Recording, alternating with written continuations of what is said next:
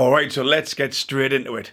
What has everybody else missed on the recent updated Meghan and Harry Netflix episodes? What is Meghan subconsciously praying for? Look at those interlocked fingers. That's a powerful, powerful prayer. How authentic is this? Oh, I'm so stressed bit of acting. What is making her so uncomfortable internally that she has to self-soothe? And the Pinocchio moments, the biggest sign of some type of untruth, exaggeration or downright lie, keeps on coming both from Harry You was on your show already. Yeah. and also Meghan. Following statement issued. So welcome back to the Believer in Bruce channel. Anything to do with performance psychology, head and heart. If you're interested in that, make sure you subscribe. We're aiming for 250,000 subscribers here on YouTube. So if you do enjoy the content, make sure to give a thumbs up, a like, and also subscribe. And leave your comments below, please, as well. We're aiming for 100,000 on Facebook if you watch this content across there. So we're back into discussing Meghan Markle and Prince Harry. Now, for me, I don't follow this on a day-to-day basis, and I understand there's a lot of passionate people out there. All right, in the comments below, just let me know your opinion, because I need educated here, all right? Why is Meghan Markle such a divisive figure? Why? What is it about the lady that has all this energy, both positive and negative? So I obviously do the body language analysis, of which I do, body language analysis of lots of topics and lots of different subjects. But the Meghan Markle ones seem to have a lot of energy around them. This one individual seems to divide groups of people, in a way that's not common. What is she actually done? What it is about her that you like or don't like? What things has actually gone on that I'm unaware of that causes this massive shift in energy between, the Meghan supporters and the people who maybe don't support Meghan as much. I'm going to be as polite as I can there. So the first bit of body language here with Meghan, remember, I've got daughters, okay? I want role models. I want people that my daughters can aspire to. But I also want them to be truthful. And what I find with Meghan Markle is every time I find myself leaning into her, she then does something that I'm like, oh, I actually wish she hadn't done it. Yeah, I'm absolutely truthful there. And what we've got here is a sign of lack of congruence. So what the body does and what the actions do. Your actions meet your words. Do your words match up with your actions? So she's talking about the wedding day and how she's all excited. And it's, it's one of the most exciting day of her life. But then what we see is a real strong subliminal action, what we call the prayer. All right, and it's not just this, okay? It's interlocked and she's moving her hand, like she's wringing her hands. Now, this is either for control, it's for, and sometimes you see when politicians do this with the thumb, it's akin to that. But it's the interlock and it's the wiggling of the hand. She's trying to wring extra control out of that situation. So if you are really excited, if it is the best day of your life and, and all this type of stuff that you're saying, why is your body giving such a strong signal that you're feeling the opposite end of it? That really doesn't go up. Now, it could be that she... again, to be fair and balanced, it could be that she wants the royal family and everybody else to accept her, okay? And that could be this, and pray. But it's just the interlocked fingers. You would see with a subtle prayer, people just, oh yeah, I hope. Yeah, and that's usually accompanied by the smile, which is what you see with Meghan. Yeah, I hope it goes well. What we hear is a really powerful, and again, that interlocking, and it's even the agitation of her own hands puts it into that next category. Again, I can't make this up. This is what you can see on this little clip here. What do you think Meghan is thinking about at that particular moment? Is it because the control's being taken away from her? Is it because, her and Harry are stepping into the public where when it's just her and Harry, she maybe has that extra control? I'm unsure, okay, so let me know below. But what I can say is what she's saying on this particular occasion definitely doesn't go with what her body is telling us. Then this one's really interesting because we've got an example later on where Meghan Markle, where she is searching for information, tends to be truthful. She'll look up to the left, okay? She'll look up to the left, and we've got a number of examples of that from previous videos as well. Again, when you look at, people talk about NLP and where do people look? Well, it's very idiosyncratic, as in it's based on the individual. But we know from Meghan's baseline, she tends to look up and maybe start searching down. what we see here is a very theatrical sort of pause to the head when she's talking about the royal family, and and not just the royal family, but the extended people around the royal family. And when she puts her hand to her head, that's an exaggeration in itself. Yeah, it's very theatrical. Now, you've got to give Meghan some credit here. Maybe it's because maybe it's because she is an actress, that, it comes naturally to her. And if that comes naturally to her, we've got to let everybody be what they naturally are. However, because we've got a double behavioural cluster here, it's right at the end, and this is what you get from Believe in Bruce, all right, the detail that I see. As she's talking, there's a slight dart of the eyes to the right-hand side. Okay? Now, if she's being truthful, if she's recollecting a memory that she believes to be true, is true, there's factual data that backs it up, generally her baseline would be across here. But what we see is a sort of almost a slight dart of the eyes across there.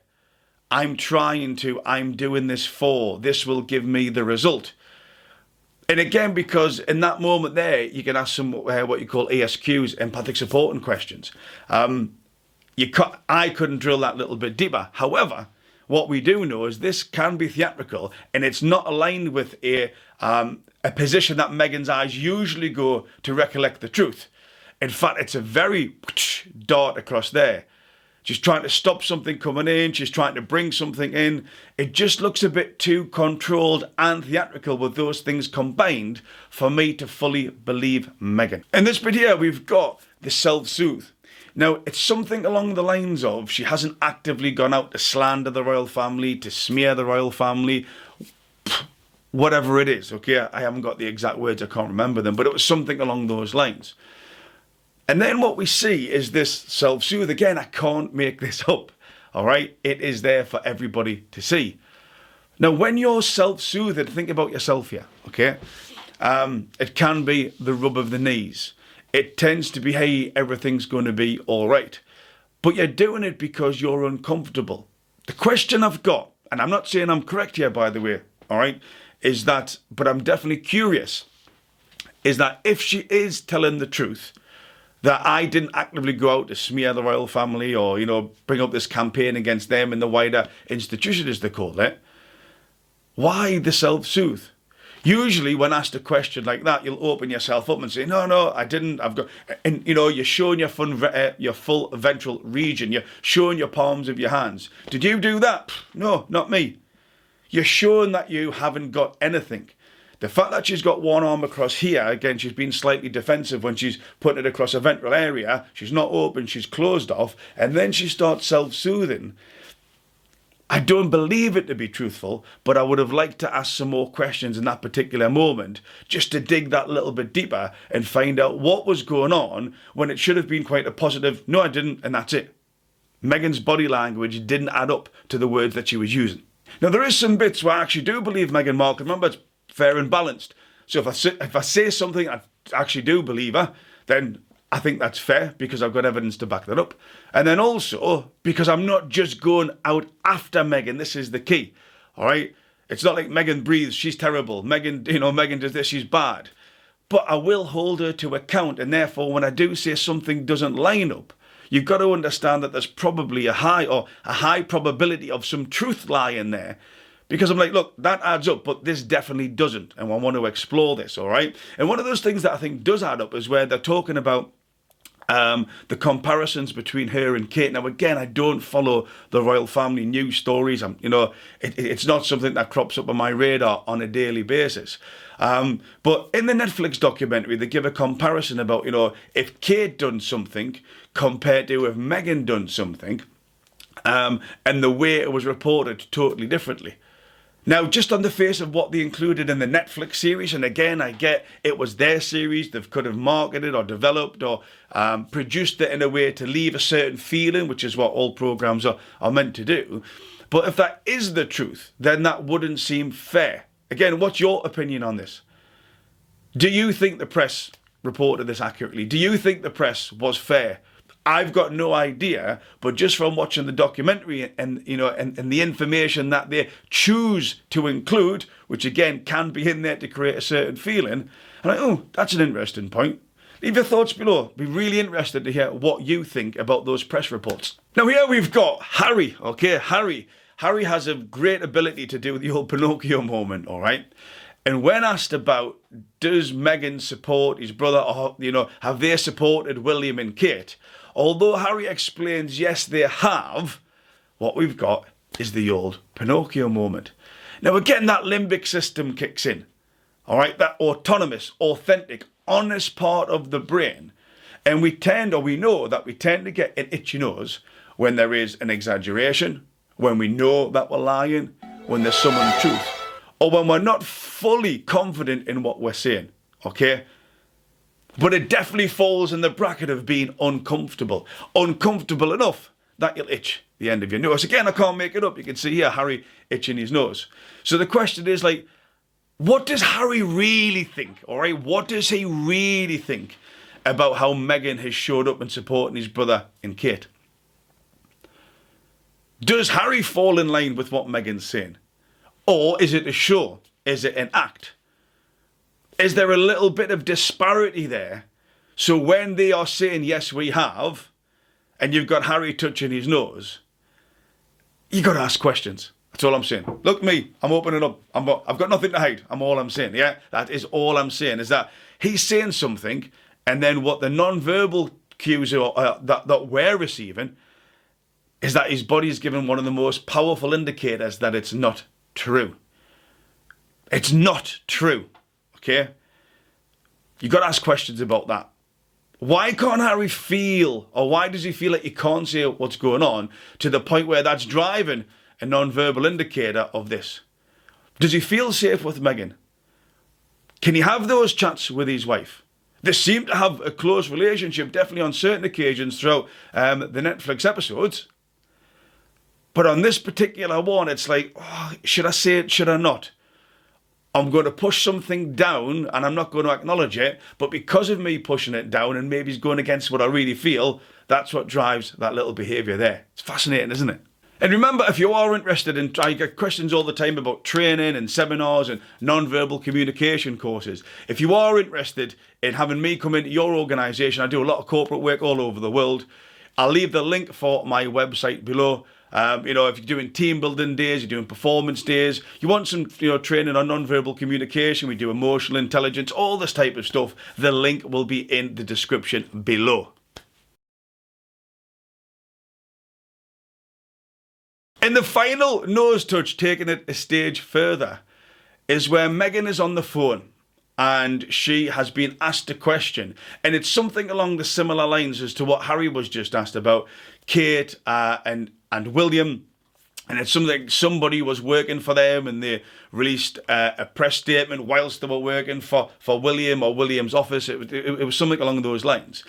And then Meghan states, we've done everything we can to support them, words along that, and then boom, you get this.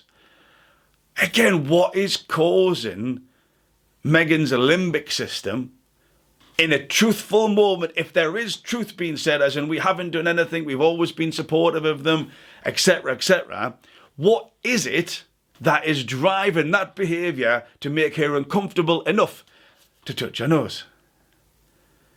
And this is the thing, the producers aren't picking up on this. I know a lot of other channels who are covering aren't picking up on this. You can lie as much as you want. People won't always tell you how they feel, but their body will always show you. That's the power of non-verbal communication. When your body just does a thing in the moment because that's what it's meant to do, because of a feeling you're generating, why is Meghan's body, and it's just a question, okay? Why is Meghan's body giving off the reaction of, I'm lying? So again, it's a really hard one to call. It's a really hard one to call. Like I say, I've got daughters, I want role models. There's part of me, I'm aware of my subconscious bias when I'm watching the Netflix episodes. I'm being dragged in and I feel it because I want people to succeed. That's my natural default.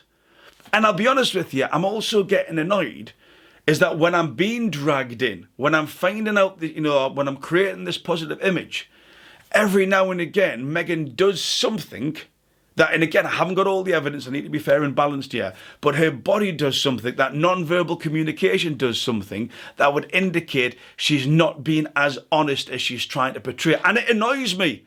I'm not a Meghan hater. I'm not a Meghan hater, but it annoys me, and I'm allowed to say that it annoys me, because I've got daughters. I want them to be inspired. I want them to be the best versions of themselves.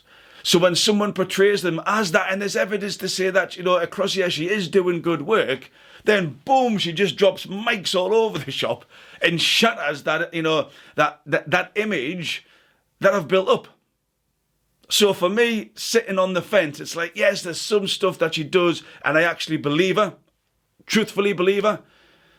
It's just a shame that there's so much other stuff that she shatters her own image by not being aware of how her body is communicating, and probably not being as honest in this moment as I'm trying to portray.